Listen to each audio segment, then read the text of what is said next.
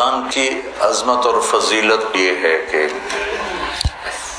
فرض 70 فرض کے برابر ہو جاتا ہے اور نفل فرض کے برابر ہو جاتا ہے۔ اللہ جہنم کے دروازوں کو بند کر دیتا ہے، جنت کے دروازوں کو کھول دیتا ہے، عرش اس کا پہلے آسمان پہ آ جاتا ہے، شیطان سارے قید ہو جاتے ہیں، ساری کائنات، سمندر کی مچھلیاں اور زمین کی چیونٹیاں روزہ رکھنے والوں کے لیے دعا کرتی ہیں، جنت کو روزانہ روزے والوں کے لیے سجایا جاتا ہے اور اللہ اسے کہتا ہے میرے بندے آ رہے ہیں تجھ میں ہمیشہ رہنے کے لیے۔ اللہ کی طرف سے 24 گھنٹے ایک اعلان ہوتا رہتا ہے، کوئی بخشش مانگنے والا، کوئی توبہ کرنے والا، کوئی معافی مانگنے والا، کوئی بھی سائل جو بھی مانگے۔ ایک فرشتہ اعلان کرتا ہے نیکی کرنے والے آگے بڑھ تجھے بشارت ہو، دوسرا فرشتہ اعلان کرتا ہے برائی کرنے والے بس کر اور واپس ہو۔ تو میرے نبی کا فرمان ہے کہ اگر لوگوں کو رمضان کی قیمت کا اندازہ ہو جائے تو یہ تمنا کرتے کہ سارا سال ہی رمضان ہو، رمضان میں جو مر جائے اس کی بخشش ہو جاتی، اس کا حساب نہیں ہوتا نا۔ تو کسی نے مجھ سے پوچھا بعد میں ہوتا ہے؟ میں نے کہا اللہ تعالیٰ کوئی ہماری طرح، اللہ تو رحیم و کریم ہے، ایک دفعہ چھوڑ دیا تو چھوڑ دیا، یہ تھوڑا گھوڑا آ جاؤ بھائی ضمانت کینسل ہو گئی ہے دوبارہ پا دے، یہ تو دنیا کے دستور، جب اس نے ایک دفعہ کہا چاؤ۔ تو یہ بہت مبارک مہینہ ہے۔ پہلی تیاری کیا ہے کہ آج تک ہم سے جتنی خطائیں ہوئیں، کوئی زبان کی، کوئی آنکھوں کی، کوئی کانوں کی، کوئی معاملات کی، کوئی معاشرت کی، اس سب سے ہم آج پہلی رات ہے توبہ کر۔ آپ تو تھوڑے سے بیٹھے ہو، یہاں لاکھوں لوگ جڑے ہوئے ہیں۔ دو بڑی مصیبتیں، ایک غیبت، ایک حسد۔ تو ہم جتنے لوگ میری بات سن رہے ہیں، ہم اپنے رمضان کی ابتدا کریں توبہ کر، ٹھیک ہے نا؟ اللہ تعالیٰ کے نبی کہتے ہیں میں دن میں 70 دفعہ توبہ کرتا ہوں، استغفار۔ اب تو معصوم پاک پاکیزہ امت کو سکھانے کے لیے۔ دوسری بات،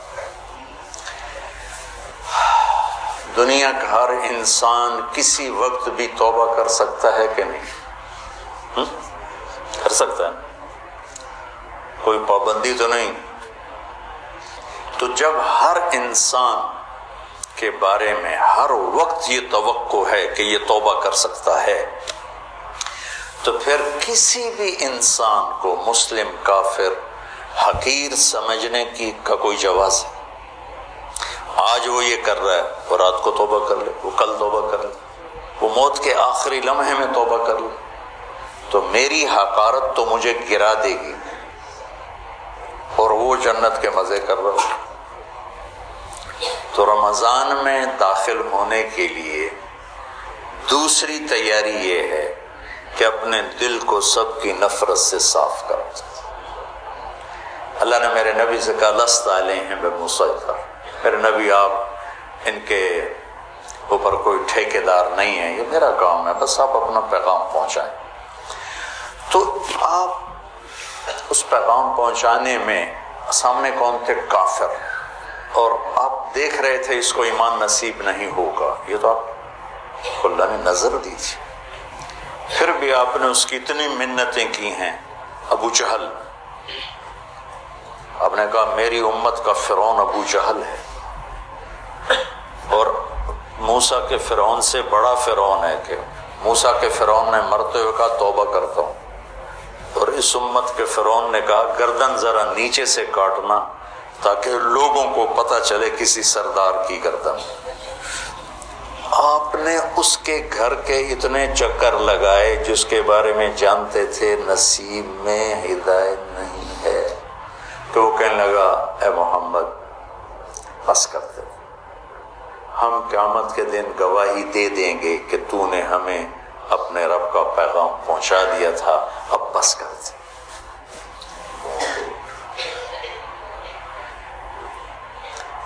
اب دیکھتے نا جو مریض لاعلاج ہوتا ہے ڈاکٹر کہتے ہیں اب لے جائے، اس کا کوئی علاج نہیں، اس کو ہاسپٹل سے فارغ کر دیتے ہیں، گھر لے جائیں، کوئی علاج نہیں، اور میرے نبی دیکھ رہے ہیں اس کا کوئی علاج نہیں، پھر بھی اب اس کی محنت کرتے جا رہے ہیں، کرتے جا رہے ہیں، کرتے جا رہے ہیں۔ کاش ہم تھوڑا سیرت کو بھی پڑھتے۔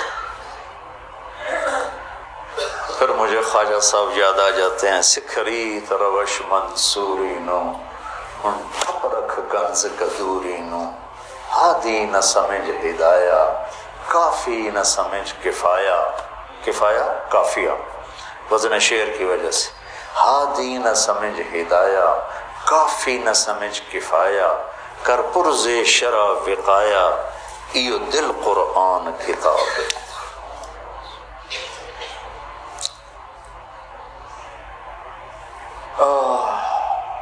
تو دوسرا کام سامعین اور آپ حاضرین کہ ہم اوروں کی نفرت سے بھی دل کو صاف کرتے ہیں۔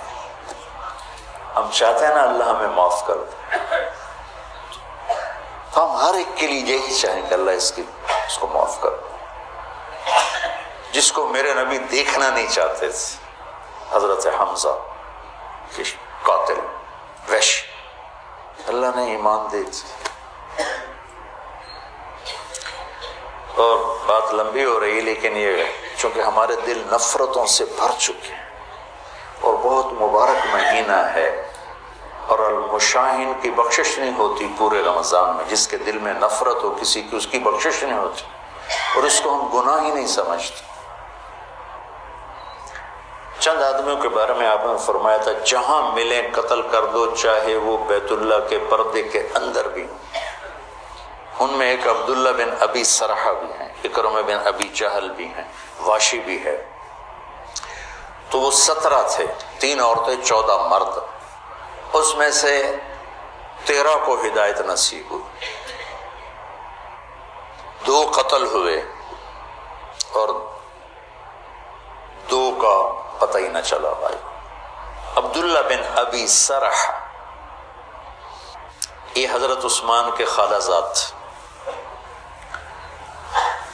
تو وہ ان کو سفارشی بنائے۔ اب وہ اندر سے طائب ہو چکے ہیں، نظام اللہ کے ہاتھ میں ہے۔ آپ تشریف لاتے ہیں، یا رسول اللہ یہ عبداللہ آیا ہے، توبہ کرتا ہے، آپ اس سے بیعت لے لیں، کلمہ پڑھا لیں، تو آپ اس سے سر چکائے بیٹھے رہے۔ پھر انہوں نے کہا یا رسول اللہ یہ عبداللہ آیا ہے، توبہ کرتا ہے، آپ اس کو کلمہ پڑھا لیں۔ پھر کہا یا رسول اللہ یہ عبداللہ آیا ہے، توبہ کرتا ہے، آپ اسے کلمہ پڑھا دیں۔ تو آپ نے اس کو کلمہ پڑھایا اور بیعت لے کر فرمایا الیس منکم رجل رشید یضرب عنقہ، تم میں کوئی سمجھدار نہیں بیٹھا تھا جو اس کی گردن اڑا دیتا؟ تم دیکھ نہیں رہے تھے کہ میں اس کا ہاتھ اپنے ہاتھ میں نہیں لے رہا تھا، تو تم سمجھے کیوں نہ، اس کی گردن کیوں نہ اڑائے؟ کہ یا رسول اللہ ہمیں پتہ نہیں چلا، آپ ہمیں اشارہ کر دیتے۔ تو آپ نے فرمایا نبی خیانت نہیں کرتا ہے، نبی میں خیانت نہیں ہوتی کہ میں ادھر ہاتھ بڑھاؤں ادھر تمہیں اشارہ، یہ نبی کی شان سے پاک ہے۔ میں قربان جاؤں اس کی رحمت پر۔ اور موت کیسے آئی؟ کہ مصر کے گورنر بنائے گئے حضرت عمر کے زمانے میں، حضرت عثمان کے زمانے میں۔ فجر کی نماز پڑھا رہے تھے، نماز کے بعد ایک طرف سلام پھیرا السلام علیکم ورحمۃ اللہ، اور دوسری طرف پھیرنے سے پہلے ہی گر کے انتقال ہو گیا۔ انہوں نے کہا تو صحابی ہونا ہی کافی تھا، لیکن اگر موت کیسے؟ تو جب اللہ فیصلہ فرماتا ہے تو اللہ کے نبی 3 دفعہ رکے رہے، پھر آپ نے بیعت لی۔ تو لہٰذا میرے عزیزو، سامعین، حاضرین، سب سے دل صاف کر دو، سب سے نیت کرتے ہو میری جو تم میرے بچے بیٹھے ہو، میں اب اس عمر میں تم سے کیا فخر کروں گا، میرے سر کے درد کا ایک سبب یہ بھی ہے کہ میں سارا دن اس بدبخت سے لڑتا ہوں.